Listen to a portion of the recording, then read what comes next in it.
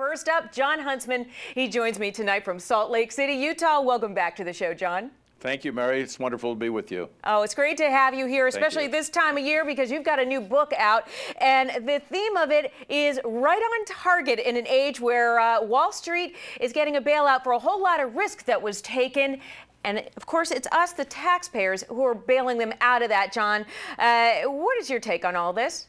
Well, the book is entitled Winners Never Cheat, and it's a second version.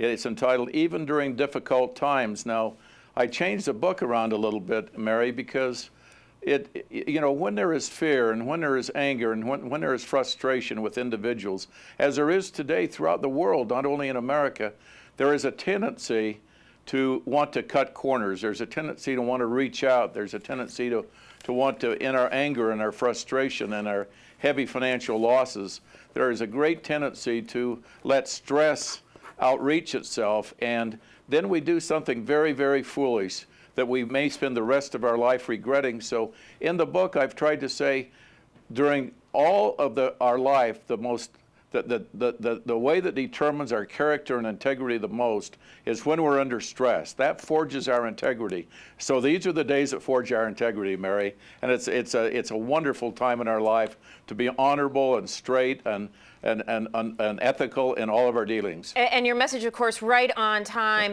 And it is so true that when times are tough, we like to point the blame at everybody else and, exactly. and sometimes try to punish them, right? And when the smoke clears, when things calm down, when those good times come back again, and they will, it may be a painful recession, but they will, the only thing you really have left always is your reputation. And if you damage that now in a recession or any time, I mean, that's going to hurt you forever. It is, Mary. And I look back at my own life, and, my father was a rural school teacher in Idaho and started out with nothing. I had the good fortune of going back to the Wharton School on a scholarship and just starting from nothing. And I've been on the edge of the cliff now 4 different times where I've been through difficult economic environments, one in the 70s and one in the 80s and one in the 90s and now this one. And in every situation, there was a great temptation to want to do something that wasn't ethical or that was dishonorable or to cut a corner or to do something that, your moral compass inside of each of our hearts and minds, there's a moral compass that tells us what we should do and what we shouldn't do. And these are the times now that will determine our destiny for the rest of our life. And people want to do business with us today. They call me all the time during good times and say, John, I remember you at your best when things were the toughest. So I think that's where we are. Isn't that the truth here? That is the thing that makes the impression. When it's easy, when money comes easily, anybody can do the job, right? Surely. So, and you've been in the headlines. Your company's been in the headlines this fall because of a major deal that was played out in court in Wilmington, Delaware. And we're not going to rehash the whole thing. People can read about it, Google it, Huntsman, and you'll get the story there, right? But that's it. This was something that, John, you've been in this business how many years? and right to the end, when you were selling your company, you still had this unbelievable challenge. Essentially, folks, just to fill you in, there was a deal, and the company that was to buy Huntsman decided at the last minute they would lose money if they did because commodity prices went up. So, John, right at the end, what you thought was going to be essentially the end of your career, a nice retirement, this amazing challenge. How did you take the principles of your book and of your life and apply it to that situation? Well, Mary, this was a $10.6 billion sale of our business, a huge amount. I mean, I couldn't even calculate those many zeros and numbers. And so we had an ironclad contract with the company that was to buy it and a large Wall Street firm, hedge firm, and they signed the contract. They met with our children, they met with our family, they met with our 2 U.S. senators, they met with our board of directors, they shook hands with everybody, and of course all of my money that I was making was going into our charitable foundation to treat cancer patients and research for cancer. I've had cancer 3 times, so this meant a great deal to me, and to see them walk away because the economy changed, and what the judge in Delaware said is a very important ruling, Mary, and it's something that's going to set the stage for 21st century business rulings. In every classroom, in every law school, in every business class taught in the United States and through democratic countries, Judge Stephen Lamb of Delaware said that these people in New York had breached the contract, that walked away from it, and he's not going to tolerate contracts being broken.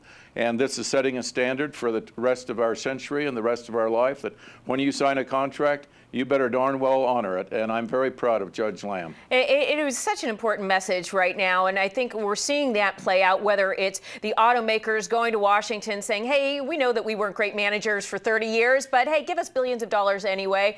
Or, hey, I took a whole lot of risk, made a great bonus, but now I've caused a few $1 trillion in damage. Can the taxpayers clean that up? I mean, these are lessons now that we need to see, John. And the thing that's disturbing right now is that nobody seems to be paying the piper who caused these problems. Well, that's right, Mary. And the fact of the matter is that each one of us, whether we like it or not, we've been living on easy street for the last 5 or 6 years, and maybe the last 30 or 40 years for some of us. And, you know, this is okay. These times are tough, but they're going to forge our character. They're going to forge our integrity. They're going to make our companies far more competitive. They're going to make America far more competitive. There's always a silver lining. And maybe my wife calls me an eternal optimist. Maybe she's right. But I believe that when we're through with this recession, I think we're about in the 7th inning of it. I don't think we're through, but I think we're getting there. We've probably got a few more months. I talked to a group the other day and said we've been in this recession for at least a year. Well, a week later, the U.S. government came out and said we've been in a recession a year. Well, those of us in manufacturing know that we've been in it at least a year, and so we should be working our way through this and out of it in the next few months. But I think we will be a far better nation and far better people and far better companies because of this. Let me ask you, do you believe that we should be bailing out the auto industry? They are very important to the economy, but let's face it, you know, management decisions over a number of decades got them to where they are today. Mary, I believe this about the auto industry, that over the history of America, there have probably been 200 to 300 auto companies. All but 3 of them are out of business because they were not competitive for one reason or another. We cannot make excuses for non-competitiveness. They are not competitive with the Japanese and the German auto companies. We have not seen the automobiles yet from India and China that will be imported into America over the next few years. We supply an enormous amount of products to the automobile industries around the world, including India and China, and there's some great automobiles that are built outside of the United States. I just deeply regret we cannot replicate that manufacturing and that environmental cleanliness and efficiency in the U.S. But if we're not competitive, we shouldn't be in business, and the government shouldn't be subsidizing businesses that are non-competitive. It just means it will delay a year or two them going out of business. And it does keep businesses who can be competitive from getting a piece of that market share, which is their lifeblood. That's exactly right. I would far much rather see that $25 billion or $50 billion or $100 billion, whatever it is they eventually have to give the auto industry. Let's put it into alternative energy. Let's put it into automobiles that run from steam or battery power or something else, natural gas, or hybrids of one kind or another. But for heaven's sakes, to go back in and reinvent the clunkers, we've got to be smarter and more efficient, more effective people in how we run our nation than just doing that. And quickly, let's take a look into your crystal ball for the future. You called the recession before the government did, so you could probably help us look to the future here as well. When do you see commodity prices coming back up? You're in manufacturing. You have a better sense of this than even the people who trade this. We've seen a lot of those prices come back down, certainly in oil. How long do you think that's going to last, and when do you see things going back up again? Well, Mary, this is just an educated guess, and I you know, like so many other people, the advantage I may have is that we have a worldwide business. We're energy dependent because we're in the chemical business, and therefore very dependent on natural gas and oil for our production. And here's the answer to the question. I believe that right now that the United States of America is experiencing a $1 trillion shot in the arm, $1 trillion. And that's because oil has dropped $100 a barrel, natural gas has dropped 30 to 40%, coal has dropped, our whole energy sector has dropped. If we can just allow 6 or 8 or 10 months of time to go by so we get acclimated to these cheaper prices for fuel, for home heating, for transportation, for all of the things that we have, then it'll look like we're all receiving a bonus and people will start spending again. I don't see any reason why oil should go over $75 a barrel. At $75 a barrel, the oil companies do extremely well.